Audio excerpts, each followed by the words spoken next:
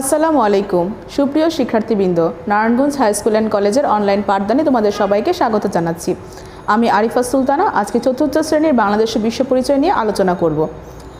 আজকে আমার আলোচিত অধ্যায়টি হচ্ছে অধ্যায় 16। এই অধ্যায়ে আমরা জানতে পারবো আমাদের সংস্কৃতি সম্পর্কে। চলো প্রথমে আমরা জেনে নেই যে আমাদের সংস্কৃতি এই জিনিসটা কি। সংস্কৃতি কি? সংস্কৃতি হচ্ছে আমাদের প্রতিদিনের জীবনযাপনের ধরন। প্রতিদিনের জীবনযাপনের ধরন বলতে আমরা যে কথা বলছি, কথা বলা বা ভাষা, তারপরে হচ্ছে খাওয়া দাওয়া, আচার অনুষ্ঠান, এই সব কিছু মিলেই হচ্ছে কি সংস্কৃতি।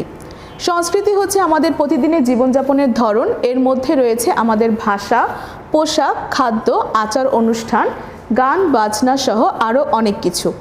মোট কথা হচ্ছে আমরা যাই করি তাই হচ্ছে সংস্কৃতি। একটি দেশের জনসমষ্টি যে ভাষায় কথা বলছে, যে পোশাক আশাক পরছে, যে রীতিনীতি পালন করছে, সেই সবগুলোই হচ্ছে সে দেশের সংস্কৃতি। আমাদের দেশে বিভিন্ন জাতিগোষ্ঠী ও ধর্মের মানুষের নিজস্ব সংস্কৃতি রয়েছে। বিভিন্ন জাতিগোষ্ঠী ও ধর্মের আলাদা আলাদা মানুষের আলাদা আলাদা সংস্কৃতি রয়েছে। এগুলো সব মিলেই হচ্ছে বাংলাদেশের সংস্কৃতি। ধর্মীয় কিছু আচার অনুষ্ঠান আছে, সব কিছু মিলেই হচ্ছে বাংলাদেশের সংস্কৃতি। সংস্কৃতির প্রথমেই আসে হচ্ছে ভাষা। ভাষার মাধ্যমে আমরা আমাদের মনের ভাব প্রকাশ করি। ভাষা না থাকলে আমরা আমাদের মনের ভাব প্রকাশ করতে পারতাম না। বাংলাদেশের বেশিরভাগ ক্ষুদ্র নিগোষ্ঠীর নিজস্ব ভাষা রয়েছে। আমাদের রাষ্ট্রভাষা হচ্ছে বাংলা। আমরা বাংলাদেশের অধিবাসী, আমাদের রাষ্ট্রীয় ভাষা হচ্ছে বাংলা এবং আমরা সবাই বাঙালি, বাংলায় কথা বলি।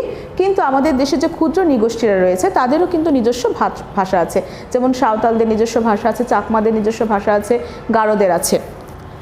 এদেশের মুসলিম, হিন্দু, বৌদ্ধ, খ্রিস্টান সবাই বাংলা ভাষার মাধ্যমে একই সূত্রে গাথা।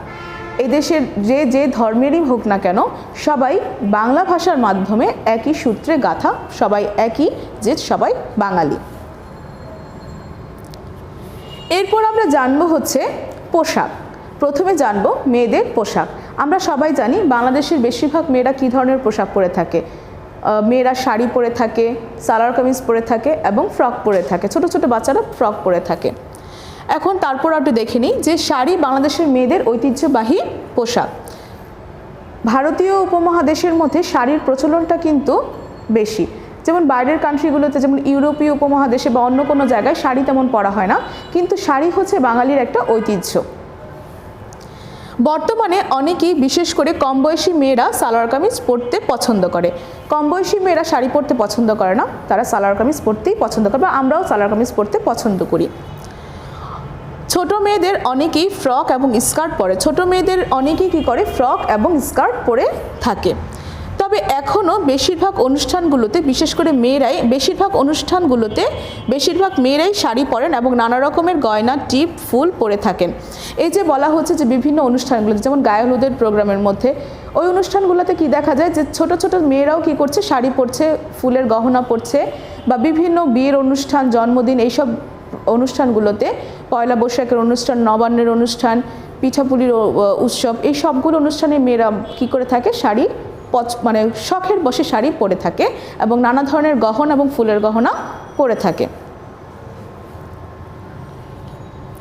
এরপর আমরা জেনে নিব হচ্ছে ছেলেদের পোশাক।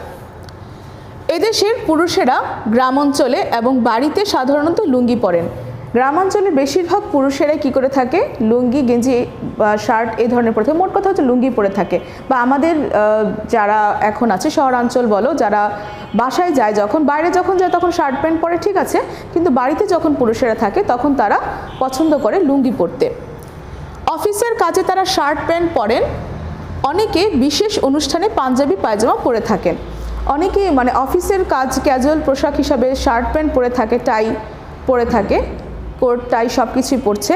কিন্তু আবার বিভিন্ন অনুষ্ঠানগুলোতে, যেমন ঈদের অনুষ্ঠান বলো, বিয়ের অনুষ্ঠান বলো, হলুদের প্রোগ্রাম বলো, বা অন্য কোনো ধর্মীয় অনুষ্ঠান বলো, তখন ছেলেরা কি করে থাকে, পায়জামা পাঞ্জাবি পরে থাকে। বয়স্ক হিন্দু পুরুষেরা আগে ধুতি পরতেন। পুরুষ মুসলিমগণ ধর্মীয় অনুষ্ঠানে পায়জামা পাঞ্জাবি ও টুপি পরেন। হিন্দুদের মধ্যে যারা বয়স্ক আছেন তারা ধুতি পরতে পছন্দ করেন বা ধুতি পরে থাকেন, আর মুসলমানদের মধ্যে ধর্মীয় অনুষ্ঠানগুলোতে ছেলেরা পাঞ্জাবি পায়জামা পরিধান করে থাকে। এবার এতক্ষণ আমরা জানলাম হচ্ছে ভাষা এবং পোশাক সম্পর্কে, ছেলেদের পোশাক মেয়েদের পোশাক। এখন আমরা জানবো হচ্ছে খাবার। একটি দেশের খাবারও কিন্তু সেই দেশের একটি সংস্কৃতির অংশ। সে দেশের মানুষেরা কী ধরনের খাবার খায়, এই সবগুলোই হচ্ছে সংস্কৃতি। দেখে নেই আমাদের দেশের খাবারের মধ্যে আমরা কি খেতে পছন্দ করে থাকি বা আমরা কি খেয়ে থাকি।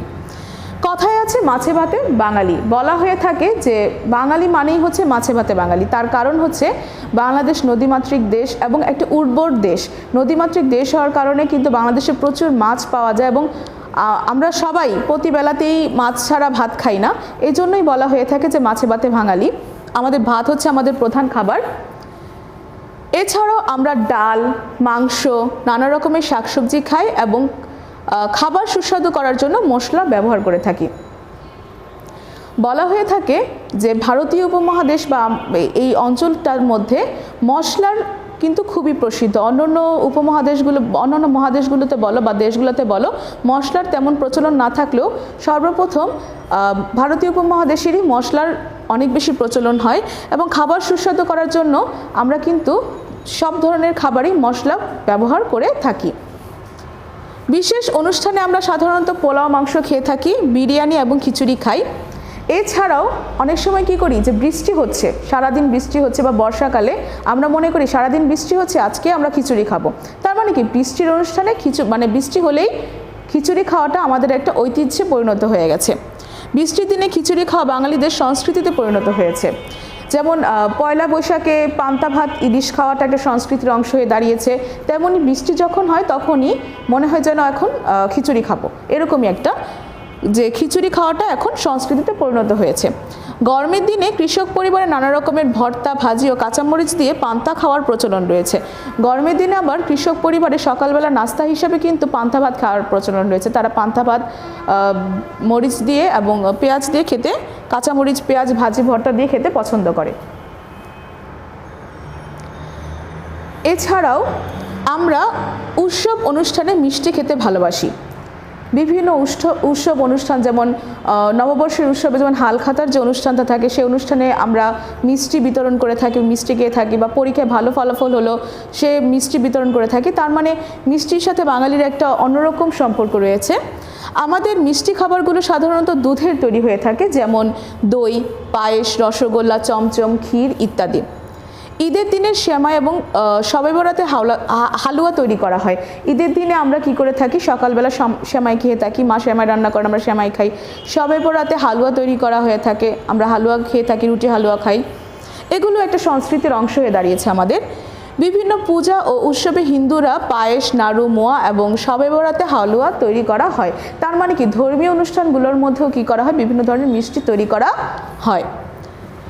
বিভিন্ন পূজা ও উৎসবে হিন্দুরা পায়েস, নাড়ু, মোয়া, মুরগি তৈরি করেন। বড়দিন উপলক্ষে খ্রিস্টানরা অনেক রকমের পিঠা তৈরি করে থাকেন। খ্রিস্টানরা তৈরি করেন বড়দিন উপলক্ষে বিভিন্ন ধরনের পিঠা। আমরা বলে থাকি কেক, আসলে কেক শব্দের অর্থ হচ্ছে পিঠা। ওরা নানা ধরনের কেক বা পিঠা তৈরি করে থাকে। এটা তো গেল হচ্ছে আমাদের খাবার, আমাদের বাঙালিরা বা আমরা কি ধরনের খাবার খেতে পছন্দ করি, এই খাবারের সংস্কৃতির একটা অংশ যে খাবার ছিল সেটা গেল। এখন আমরা জানবো হচ্ছে আমাদের যে আচার, অনুষ্ঠান বা সঙ্গীত আছে সে সম্পর্কে। আমাদের জীবনের বিভিন্ন সময় না অনেক রকমের অনুষ্ঠান হয়ে থাকে। এখানে জীবন বানানটা রসিকার দিয়ে দেওয়া আছে, জীবন বানানটা এখানে ভুল করা হয়েছে। আমাদের বইয়ে কিন্তু জীবন বানান লেখা আছে জয় দিঘিকার জীবন, জয় দিঘিকার হবে। আমাদের জীবনে বিভিন্ন সময় অনেক রকম অনুষ্ঠান হয়, নিচে সেরকম 3টি ছবি দেওয়া হলো। এখানে 3টি ছবি দেওয়া আছে, তোমাদের এটা পাঠ্য বইয়েরই পড়া, বানান ভুল হলে আমার মনে হয় না কোনো সমস্যা হবে, তোমরা সেখান থেকে দেখে নেবে। প্রথম অনুষ্ঠানটা হচ্ছে মুখে ভাত, তারপর হচ্ছে জন্মদিন, এরপর হচ্ছে গায়ে হলুদ। মুখে ভাত হচ্ছে ছোট বাচ্চাদের যখন মুখে ভাত দেওয়া হয়, এই অনুষ্ঠানটার নাম হচ্ছে মুখে ভাত। এটা সাধারণত হিন্দু সম্প্রদায়ের লোকেরা বেশি করে থাকে। জন্মদিন, আমরা প্রতি বছরই আমাদের জন্মদিন অনুষ্ঠান পালন করে থাকি। গায়ে হলুদ হিন্দু বা মুসলিম যাই হোক না কেন, বিয়ের একটা অনুষ্ঠান হিসেবে, রিচুয়াল হিসেবে কি করা হয়, গায়ে হলুদ পালন করে থাকে। আমাদের দেশের বিভিন্ন উৎসব অনুষ্ঠানে, পালা পার্বণে এবং দৈনন্দিন জীবনে নানা প্রকার গান বাজনা হয়। বিভিন্ন ধরনের অনুষ্ঠান বলো, যে কোনো অনুষ্ঠানে হোক, বিয়ের অনুষ্ঠান হোক, জন্মদিন অনুষ্ঠান হোক বা মুখে ভাতের অনুষ্ঠান হোক, যে কোনো ধরনের অনুষ্ঠান হোক, সেই অনুষ্ঠানগুলোতে আমরা কি করে থাকি, গান বাজনার বা পালা গানের অনুষ্ঠান করে মানে গান বাজনা বাজানো হয়। লোকসঙ্গীত হচ্ছে বাংলাদেশের প্রাণ। খেতে লাঙল দিতে দিতে কৃষকেরা গান গায়। লোকসঙ্গীত বাংলাদেশের প্রাণ। এই যে লোকসঙ্গীত, লোকসঙ্গীত মানে কি, লোকের মুখে যে সঙ্গীতগুলো আছে সেগুলোকে বলা হয় লোকসঙ্গীত। যেমন কৃষকেরা ধান কাটতে কাটতে কিছু গান গায়, তারপরে হচ্ছে বাউলেরা এক ধরনের গান গায়, মাঝি নৌকা বাইতে বাইতে এক ধরনের গান গায়। এই সবগুলোকেই বলা হচ্ছে লোকসঙ্গীত। লোকসঙ্গীতগুলোর মধ্যে যেমন জারি সারি, বাওয়াল, ভাটিয়ালি, গাম্ভীরা এগুলো উল্লেখযোগ্য। নৌকা বাইতে বাইতে মাঝি গান গায়, তেমনি এক গ্রাম থেকে অন্য গ্রামে যেতে যেতে বাউলেরা গান গায়। জারি সারি, বাউল, ভাটিয়ালি, গাম্ভীরা আমাদের প্রধান লোকসঙ্গীত। এছাড়া গ্রামের মেলা আর অনুষ্ঠানগুলোতে যাত্রা, পালা গান, কীর্তন আর মুর্শিদি গানের আসর বসে। এখন হয়তো আমরা দেখি না যে যাত্রা হচ্ছে বা মুর্শিদি গানের আসর বসছে, শহর অঞ্চলে বসে না, কিন্তু গ্রাম অঞ্চলে, প্রত্যন্ত গ্রাম অঞ্চল যেগুলোতে আছে সেখানে কিন্তু মেলাগুলোর মধ্যে যাত্রার আয়োজন করা হয়, তারপর মুর্শিদি গানের আয়োজন করা হয়, কীর্তনের আয়োজন করা হয়। সেগুলোও কিন্তু বাংলাদেশের সংস্কৃতির একটি অংশ। এখন এই যে সংস্কৃতিগুলো দেখলাম যে ভাষা, খাবার, সঙ্গীত, আচার অনুষ্ঠান, এই সংস্কৃতি, এইগুলো কিন্তু আমাদের সংরক্ষণ করতে হবে।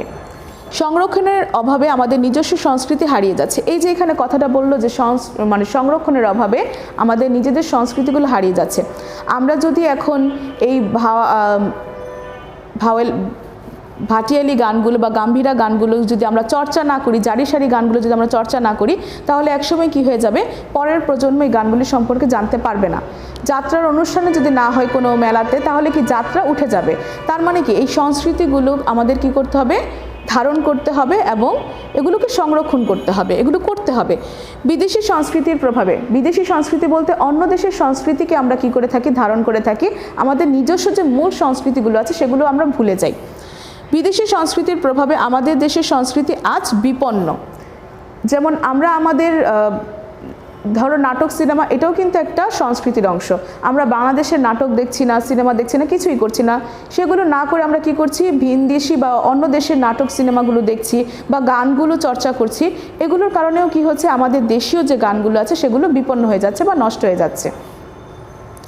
আমরা সবাই সচেতন হলে আমাদের সংস্কৃতি রক্ষা করা সম্ভব। আমরা যদি সবাই সচেতন হই যে না, আমাদের নিজস্ব ঐতিহ্যটাকে আমাকে ধরে রাখতে হবে, তাহলেই একমাত্র এই সংস্কৃতি রক্ষা করা সম্ভব।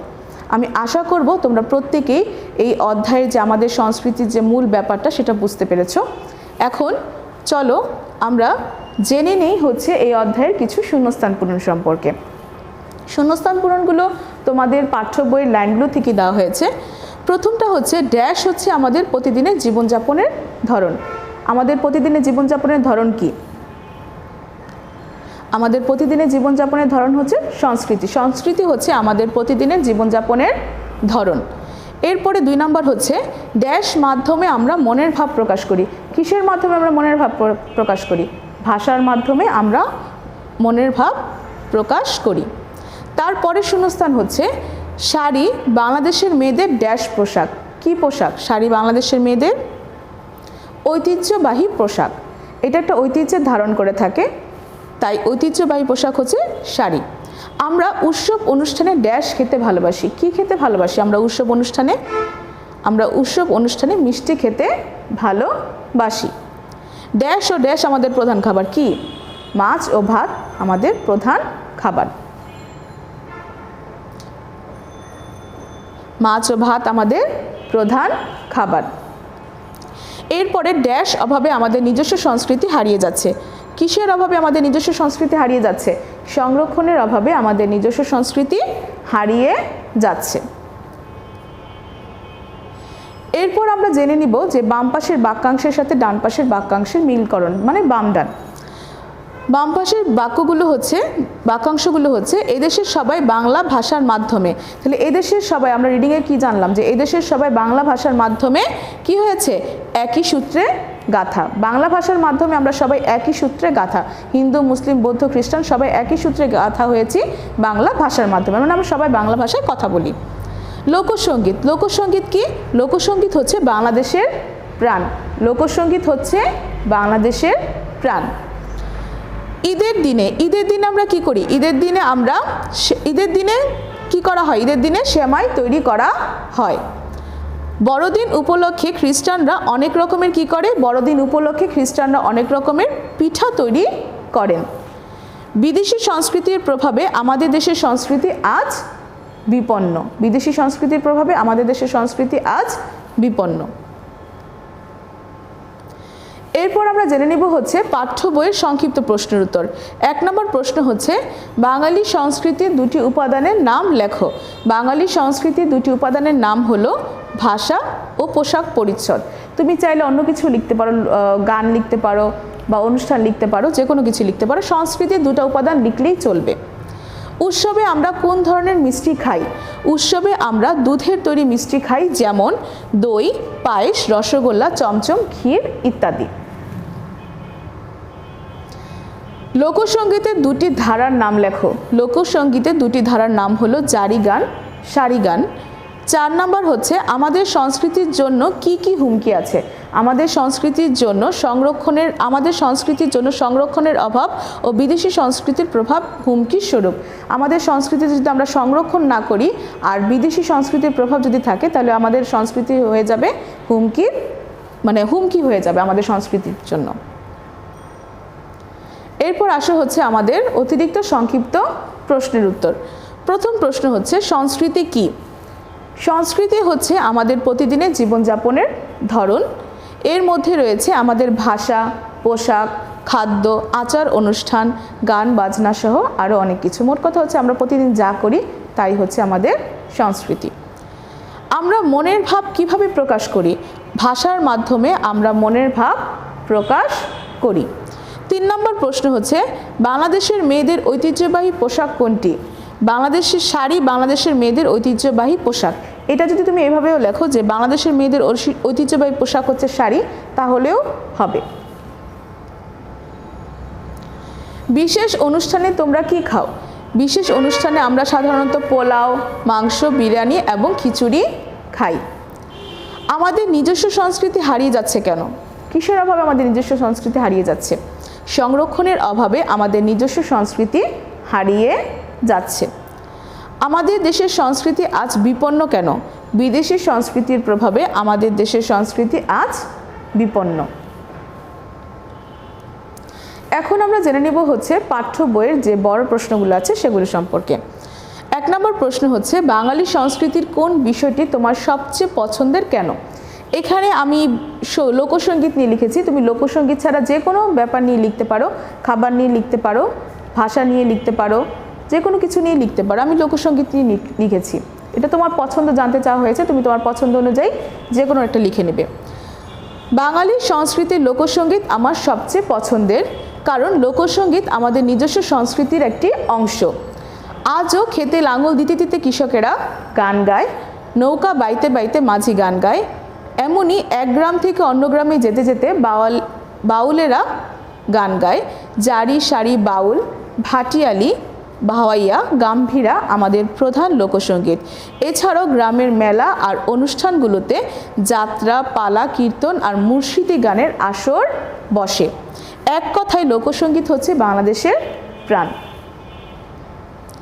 এর পরের প্রশ্ন হচ্ছে তোমার মতে আমাদের সংস্কৃতির প্রধান প্রধান বৈশিষ্ট্য কি? এই কথাটা যখন আসে তখন আমাদের সংস্কৃতি যতগুলো আছে সবগুলোই কিন্তু এটার মধ্যে তুলে ধরতে হয়, তাই আমি সবগুলোই মোটামুটি অল্প অল্প করে দিয়ে দিয়েছি। আমার মতে আমাদের সংস্কৃতির প্রধান বৈশিষ্ট্যগুলো হলো, প্রথমে আসে হচ্ছে ভাষা। বাংলা আমাদের মাতৃভাষা ও রাষ্ট্রভাষা। এদেশের মুসলিম, হিন্দু, বৌদ্ধ, খ্রিস্টান সবাই বাংলা ভাষার মাধ্যমে একই সূত্রে গাথা। পোশাক, শাড়ি, সালোয়ার কামিজ এদেশের মেয়েদের প্রধান পোশাক এবং লুঙ্গি, পায়জামা, পাঞ্জাবি ও শার্ট প্যান্ট এদেশের ছেলেদের প্রধান পোশাক। তারপর আসে হচ্ছে খাবার। মাছ ও ভাত আমাদের প্রধান খাবার। বিশেষ অনুষ্ঠানে আমরা সাধারণত পোলাও, মাংস, বিরিয়ানি এবং খিচুড়ি খাই। এছাড়াও আমরা উৎসব অনুষ্ঠানে মিষ্টি খেতে ভালোবাসি। খাবার, মিষ্টি, আচ্ছা খাবারটা দুবার চলে এসেছে, খাবারটা ওইখানে আমি পড়ে ফেলেছি। এখন দেখো অনুষ্ঠান, অনুষ্ঠানে কি হবে? আকিকা, মুখে ভাত, জন্মদিন, গায়ে হলুদ ইত্যাদি আমাদের কয়েকটি সামাজিক অনুষ্ঠান। সঙ্গীত, জারি, সারি, বাউল, ভাটিয়ালি, ভাওয়াইয়া, গম্ভীরা আমাদের প্রধান লোকসঙ্গীত। এছাড়া গ্রামের মেলা আর অনুষ্ঠানগুলোতে যাত্রা, পালাগান, কীর্তন আর মুর্শিদি গানের আসর বসে। আমি এতক্ষণ যে পড়াগুলো পড়ালাম সেই পড়াগুলো তোমাদের কাছে কিন্তু ছিল, এটা রিভিশন পড়া, তোমরা খাতার সাথে আরেকবার মিলিয়ে নিবে। আশা করি তোমরা পড়াগুলো বুঝতে পেরেছো। তোমরা সবাই ভালো থাকবে এবং সুস্থ থাকবে। আবার দেখা হবে। খোদা হাফেজ।